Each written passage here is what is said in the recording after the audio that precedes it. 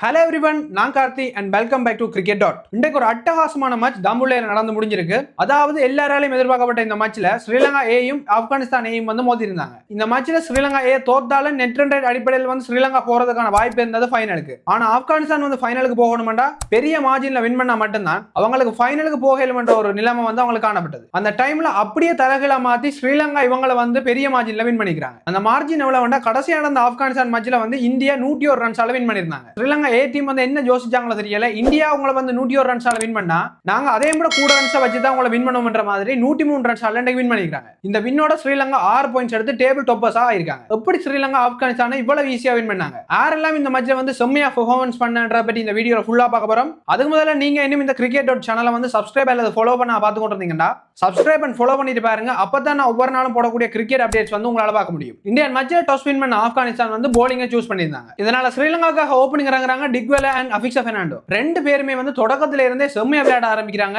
இதனால ஆப்கானிஸ்தான் போலர்ஸ் வந்து என்ன செஞ்சாலும் இவங்களை வந்து விக்கெட் எடுக்கலாம் போயிட்டு. இப்படி தரமான பேட்டிங் செஞ்ச டிக்வெல வந்து 66 ரன்ஸ் அடிச்சிருக்க அவுட் ஆகிறார். அவர் வந்து 12 பவுண்டரிஸ் வந்து ஸ்கோர் பண்ணியிருந்தார். என்னதான் டிக்வெல 66 ரன்ஸ் அவுட் ஆனாலும் அங்கால பக்கம் அபிக்ஷா பெர்னாண்டோ நிறுத்துற மாதிரியே இல்ல. அவர் தன்னுடைய ஃபார்மை வந்து கன்டினியூ பண்ணிக்கொண்டு போறார். ஆப்கானிஸ்தான் போலர்ஸ் வந்து கஷ்டப்பட்டு டிக்வெல அவுட் ஆகினா யோசிச்சிருப்பாங்க இதோட வந்து கொஞ்சம் கொஞ்சமா விக்கெட்ஸ் எடுத்து இந்த மேட்சை வந்து கை கொண்டறலாம். ஆனா ஸ்ரீலங்கா ஒன் டவுன் ரங்கின நுவனிடு டிக்வெல விட்டுட்டு போன ஃபார்மை வந்து அதே மாதிரியே அங்கால சைட்ல இருந்து கன்டினியூ பண்றார். இப்படி செம்மையா மேட்ச் போய் கொண்டிருந்த டைம்ல 97 பால்ல வந்து ஃபேஸ் பண்ணி 110 ரன்ஸ் ஸ்கோர் பண்றார் அபிக்ஷா பெர்னாண்டோ. இப்படி அவரும் அவுட் ஆக அதுக்கு பிறகு நுவனிடுவும் அவுட் ஆக அதுக்கு பிறகு அந்த பிளேயர்ஸ் எல்லாம் வந்து சின்ன சின்ன கேமியோ இன்னிங்ஸ் வந்து ஆடுறாங்க. இதனால 50 ஓவர்ஸ் முடிவுல ஸ்ரீலங்கா 322 ரன்ஸ் வந்து ஸ்கோர் பண்ணியிருந்தாங்க. 8 விக்கெட்ஸ் இழந்து இப்ப வால்வா சாவா மேட்ச்ல வந்து சேஸ் பண்ண இறங்குறாங்க ஆப்கானிஸ்தான். ஒரு பக்கத்துல ஹாசன் வந்து அதிரடியான பேட்டிங்ல தொடங்கினாலும் மற்ற பக்கத்துல விளையாடின ஆப்கானிஸ்தானுடைய கேப்டன் இம்ரான் மிர் வந்து ஃபர்ஸ்ட் பாலே அவுட் ஆகிறார். யார்ட பாலுக்குன்னு பாத்தீங்கன்னா சமுடித. இவர் வந்து இந்தியன் மேட்ச் ஈஸியா வின் பண்றதுக்கு ஒரு முக்கிய ஆளர்னு சொல்லலாம். இப்படி விக்கெட்ஸ் விழாவில புதுசா வந்த பிளேயர்ஸ் யாருமே வந்து 322 ரன்ஸ் வந்து ஸ்கோர் பண்ற மாதிரி யாருமே பிளே பண்ணல.